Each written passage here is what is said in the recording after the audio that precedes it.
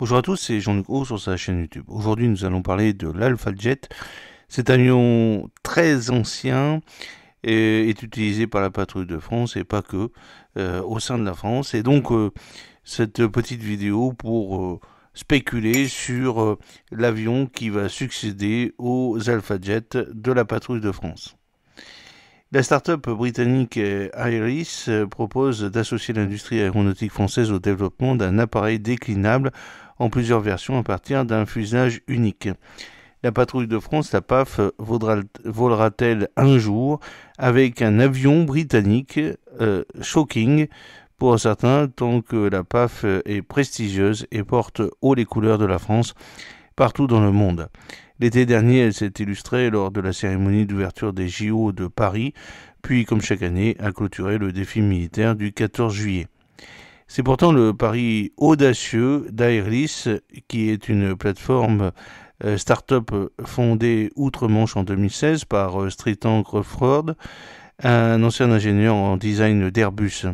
De passage à Paris, ce dernier a annoncé ce mercredi l'ouverture d'une filiale à Issy-les-Moulineaux à côté de Paris. Cette filiale montre l'engagement de la jeune pousse à travailler avec la filière aéronautique française à laquelle elle propose de s'associer pour développer une solution souveraine répondant aux besoins spécifiques de l'armée d'air et d'espace française.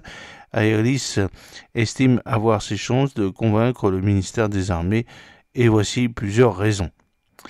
Des avions suisses Pilatus pour former les pilotes. La PAF vole depuis 1981 avec des Alpha Jet, un avion franco-allemand développé par Dassault Aviation et Dornier. L'appareil servait aussi à former les pilotes de chasse français après une formation initiale sur Grobe, un avion à hélice fourni par Airbus Défense. Produit à plus de 500 exemplaires, l'Alpha Jet a été vendu à 16 pays dans le monde, dont 176 en France. Mise à la retraite à l'été 2023, la version servant à former les pilotes de chasse a été remplacée par un appareil suisse, le Pilatus PC-21. En revanche, Paris n'a pas encore tranché pour donner un successeur aux Alpha Jet de la PAF, qui en détient une douzaine. Cette flotte, bien que vieillissante et coûteuse en maintenance, a été prolongée au moins jusqu'en 2032-2033.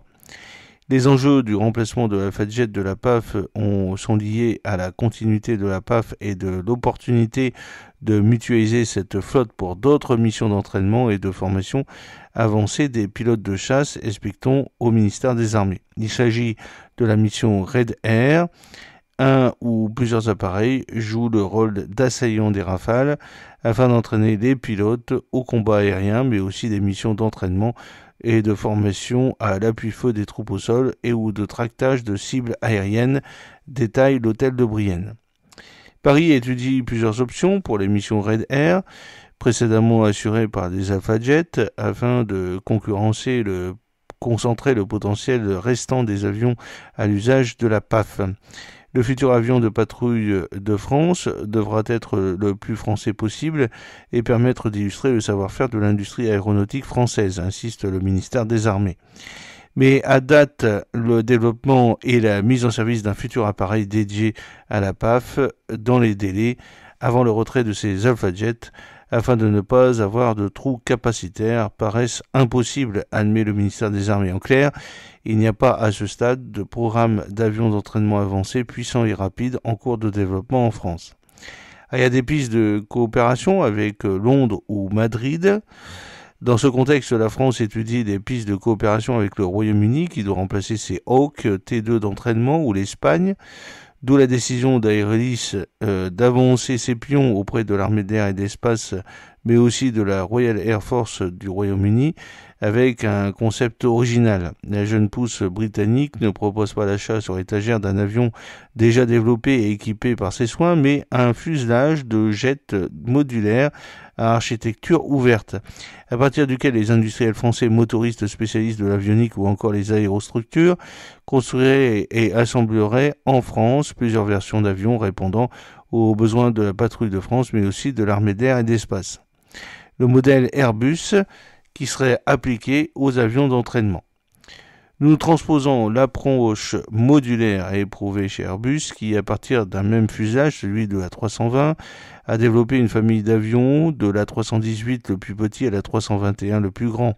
Explique Tristan Crawford, cette approche a été gagnante-gagnante et le constructeur a réduit le temps et les coûts de conception et de construction. Les compagnies aériennes ont réduit leurs coûts de maintenance et de formation des pilotes, et cela grâce à la commonalité des pièces entre avions de la même famille.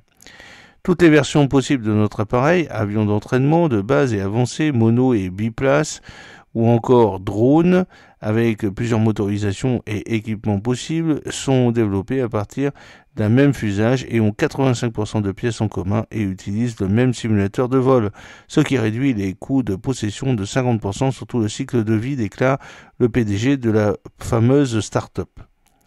Autre rupture proposée en termes de financement, la possibilité de payer l'usage des avions à l'heure de vol plutôt que de les acheter, une option très courante dans l'aviation commerciale, mais pas ou très peu mise en œuvre par les militaires, mais qui serait une réponse économe selon Aerolis en ces temps de budget contraint.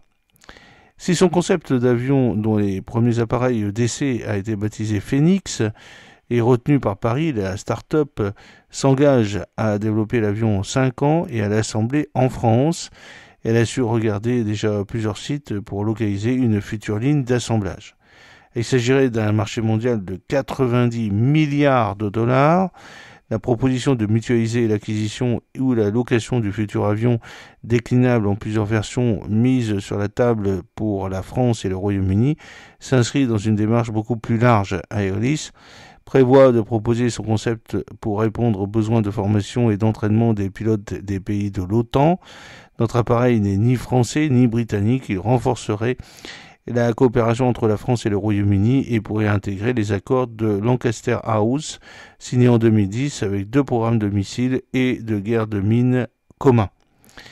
Et il pourrait devenir l'avion interopérable des pays de l'OTAN, résume Tristan Crawford. Ce dernier vise aussi l'international afin de répondre au marché de renouvellement de ce type d'appareil, ce qui est estimé à 90 milliards de dollars d'ici à 2030. J'espère que cette petite vidéo vous a plu. N'oubliez pas de cliquer sur le pouce pour la promouvoir, de vous abonner si ce n'est pas encore fait, de partager cette vidéo sur vos réseaux sociaux. À très bientôt, fidèlement, Jean-Luc Haut.